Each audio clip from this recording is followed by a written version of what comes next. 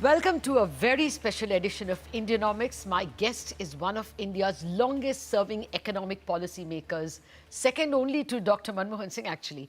My guest is Dr. C Rangarajan, former Reserve Bank of India Governor, 12th Finance Commission Chairman, former Chairman of the Prime Minister's Economic Advisory Council. In fact, Dr. Rangarajan has made or influenced policy in various capacities all the way from 1982 to 2014. That is 32 long years. Now he has put down the takeaways from all these 32 years in his just published autobiography titled Forks in the Road, My Days in RBI and Beyond.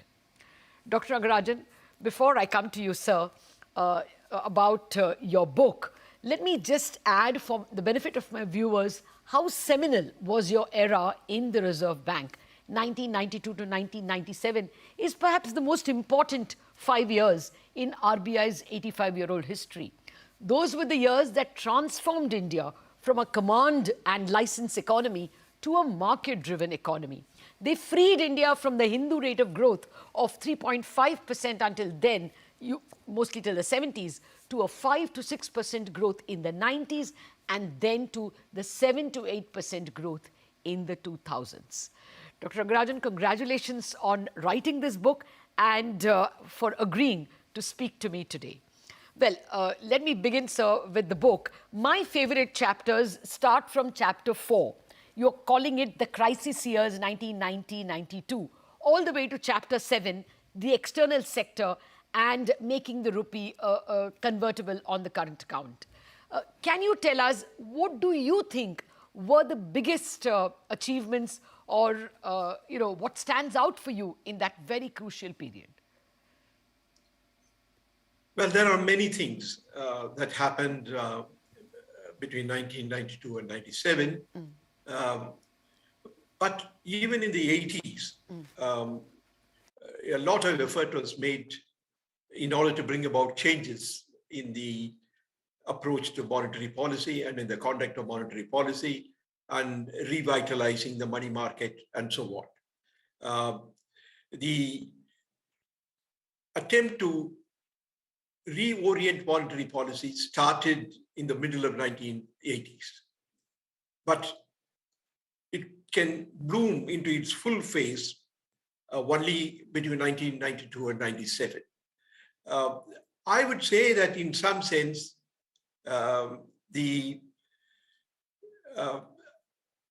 what happened between 1992 and 97, even at the Reserve Bank, falls into three distinct parts. One relates to the conduct of monetary policy, the change in approach, the freedom given for conducting monetary policy. Second are the changes that were made in the exchange rate management and the management of the external sector. And the third, of course, is to modify the banking system, reorient the banking system, and strengthen the banking system by introducing the prudential norms. Therefore, in some sense, all the three areas underwent significant changes during the period, and the reforms in the financial system, the reforms in the monetary system corresponded and tied in with what the changes were happening in the entire system under the new regime. You know, the stuff of Reserve Bank of India governor memories is the fights they have with North Bloc. Did you have any? Well, in one sense, there are differences of opinion. It cannot always be said that whatever RBI said or whatever the government said went through automatically. It is not so. Obviously, there are two independent institutions with two different mandates, even those subserving a much larger common purpose.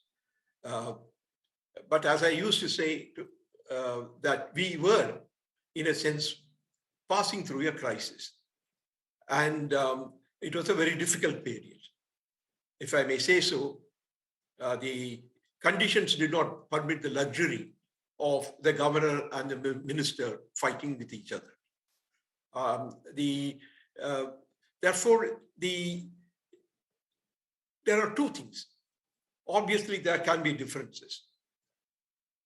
And how those differences are ironed out, how they are reconciled, or how they are managed. Therefore, problems can arise between the central bank and the government because of strong differences on views or strong differences in the way in which the differences could be sorted out. I think both are important. But I will say that what is really required is to allow the central bank of the country the freedom to operate on certain matters given a mandate. The inflation targeting idea falls into that category.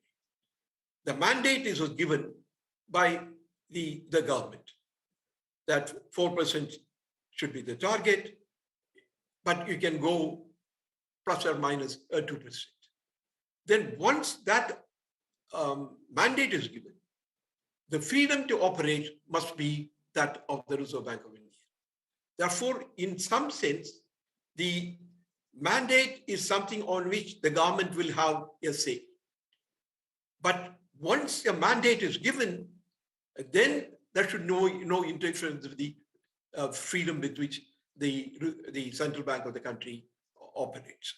The way you have taken this answer wants me to drag you to your last chapter, actually, where you are speaking about ruminations. You know, over there you have spoken at length on the new MPC. You have been an inflation warrior yourself, and you have spoken about the current proclivity, or the perennial tendency of people to say, no, the inflation is higher than the mandate because of supply side. And you've even quoted Friedman to say that that inflation is always and everywhere a monetary phenomenon. At this juncture, the Reserve Bank and the MPC, the young body, the MPC, start standing at a very crucial juncture, where it is tempting to believe that, other countries' inflation is so much higher than their own targets. Therefore, we should not go hammer and tongs at raising rates to bring our inflation to 4%. What would be your opinion, sir? You think they should be very wedded to 4% and work assiduously towards it? Steve, first of all, the mandate clearly indicates what the medium-term goal is. The medium-term goal is 4%. Freedom is given to be around that plus or minus 2%. The first thing that we should really do is that we should get back into that comfort zone. And that is clearly warranted. When we are operating beyond the comfort zone, my interpretation of inflation targeting idea is that first action must be taken to get back to the comfort zone. Then how much time you take once you're in the comfort zone to get back to 4% is a matter of judgment, is a matter of looking at a variety of circumstances. But the attempt to get back into the comfort zone, in my opinion, should not be a matter of discussion or a matter of vacillation. That is the approach that I will take. I don't think the MPC is disputing that point at all. They're okay with 6%. I'm not very sure whether they're getting to 4% in a hurry. We don't know. The meetings are still underway. So I have to take a quick break, but more on this issue and on whether, at this juncture, the interest rate also has to be used to be a bastion for the rupee. That question also, since your ruminations chapter raises that issue. I'm coming back with that question after this break.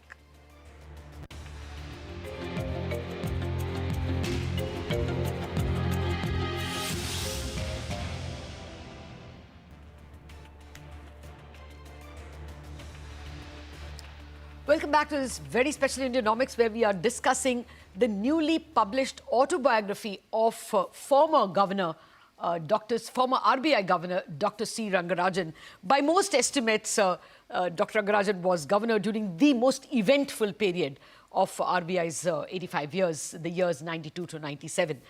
Dr. Rangarajan, thank you for waiting on. I'm coming back to the questions on the 92-97 period again. But before that, we were talking about the MPC. At the moment, the external members of the MPC believe that theirs is a domestic mandate to bring down inflation. But RBI is a full-service central bank and has to worry on the fact that the Fed is hiking rates in a hurry. And there is an interest rate differential which can have an impact on the currency. There is also a current account deficit which is running close to 3%.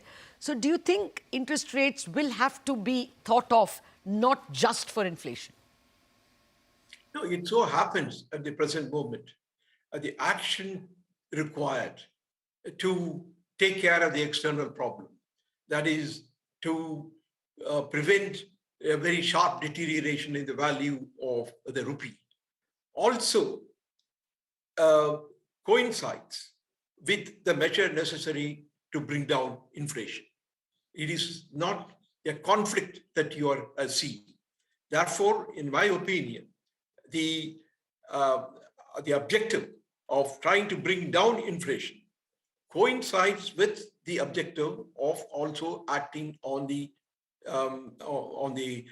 external value of the rupee. To me, it happens to be one instance in which there is no conflict of action. I agree with you, though it appears that some of the members of the MPC in their previous minutes sounded a bit dovish. There is another part in your ruminations chapter, the last chapter, where you are worrying about growth. You point out that, the reforms did usher in a higher level of growth. From 3.5%, we came to 5 to 6%, and then to 7 to 8% in the 2000s. But you're worrying that that trend is peaking off? Yes, I think as I point out in the book, the reforms should normally create a climate for investment, a climate for accelerated growth. Post 2011-12, the growth rate of the economy has been sliding. Initially, one could understand it because there is always a cyclical phenomenon in every economy. When an economy reaches the peak, and then for a time, the economy also slides. But it has continued for a longer time. Perhaps the downturn could have been managed better. One significant thing that has happened is post 2011-12, the investment rate has been coming down. And that is really the key for economic growth. Therefore, the investment is the driver of economic growth. We need to address this issue quite strongly. The investment rate now, or the gross fixed capital formation rate, is only about 28.8%. But we were at one time well beyond 33%. But even beyond 2012-13, it was 33%. It's a significant decline from that. Therefore, my concern is that while normally reforms should be creating an appropriate climate for investment, it has not happened. And therefore, while reforms create the necessary conditions for economic growth, but they are not sufficient. We need to really operate the system in such a way that the appropriate investment climate is nurtured, and it requires macro level and sector-wise level concentration of ideas. You actually referred to a great deal to even social cohesion, and whether that is lack of social cohesion is impeding investment. I wish I had the time to discuss that as well. But let me come to the issue of bank public sector bank and their listing. I remember during those times I think it was you who had once told us that when you asked for the listing of the banks, divestment of government stake from 100 to maybe 90 or 85, there was a lot of political opposition? Yes, I mean, the political system attaches a great deal of importance to nationalization of the earlier private banks, and therefore reducing the government holding in the public sector banks from 100% to 51% was itself a great effort. We really had to persuade the members of parliament to agree to this idea, because we thought that among many other things that we were planning to do in order to increase the competitive environment in the banking system, this is also important.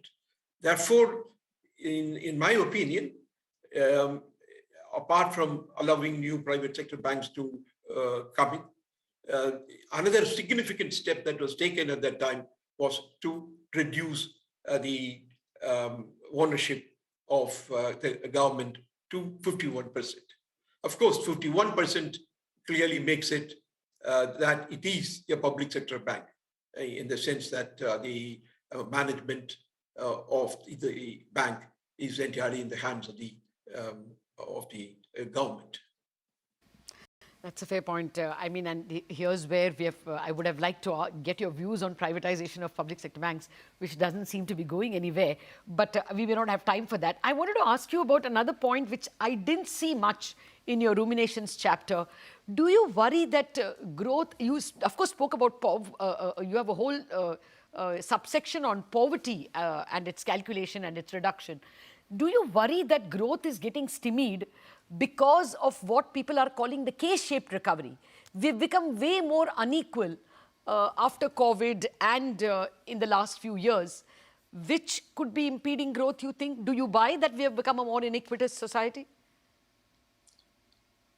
I have a different view on this. The point that I would like to stress is that in the early stages of economic growth, the focus of attention should be not so much the inequality of income, as much as what is happening to the poverty ratio in the country. As you can see, that poverty ratio may be coming down, but measured by some of the inequality indicators, the inequality may be increased. Therefore, the significant thing that we need to do is really to get the poverty ratio down. And one important thing that happened in the high growth period between 2005-06 and 2011-12 was the substantial reduction in the poverty ratio. High growth supported by social safety nets can really bring the poverty ratio down. I am afraid that since the growth rate has slowed down after 2011-12, and as a consequence of it, perhaps the poverty ratio is not coming down in the way in which it was coming down during the earlier period. Perhaps it may have also increased. It is that is the one that we need to worry about. High growth gives two opportunities. One, there is a trickle-down effect anyway. May not be that strong. It depends upon how the growth process takes shape. But another thing, the higher the rate of growth of the economy, the higher the resources that are available to the government, and therefore the capability to install and provide social safety nets increases. Look at it. It is the period during 2005-06 to the 2011-12, we introduced the Rural Employment Guarantee Scheme. The extended food security system was also introduced during that period. Therefore, high growth accompanied by a policy of installing social safety nets will bring down the poverty ratio. And I would really emphasize that the focus of attention now must be on poverty ratio. Well, it is, I guess, because the government has the Pradhan Mantri Anna Yojana. So they are paying some attention to that. Maybe I should squeeze one last question, sir. You are speaking about states should be given the right for income tax. Are you in favor of it? You discuss it at one point. See, the point really is that we are all discussing about how the vertical imbalance can be filled and how certain states have to be given additional support because of the status of the states in terms of per capita income. But one idea is, can we increase the ability of the state governments to tax more, and therefore the question or the need for correcting the vertical imbalances may come down. It is in that context I felt that, yes, there are many other countries of the world where the states, besides the federal government, is also being given the power to levy income tax. But I must also say this, that even in the United States, the power to levy income tax is given to states, that many states do not levy it because of the competition among states, not to make it costly for enterprises to run. But always, even in the United States, it's a very simple mechanism. They don't have any separate rules on exemption limit and so on and so forth. All what they do is they take the taxable income as determined by the rules of the federal government and add a tax on it. Therefore, the return that you file for the state government is only one page. It starts with what the federal income tax regime says, and on it, yes, a certain percentage is levied on it. I think it is worth looking at it, but it should not essentially be made very onerous. But the very fact that the state governments can differ in the rate of taxation may compel them not to overdo it. But it is an idea which I think is worth looking at. Well, Dr. Rangarajan, out of time, but it was a pleasure reading your book and an even greater pleasure speaking with you. Thank you very much for joining me, and from all of us at CNBC TV18, we wish you a very healthy future. Thank you very much, Latha. Thank you.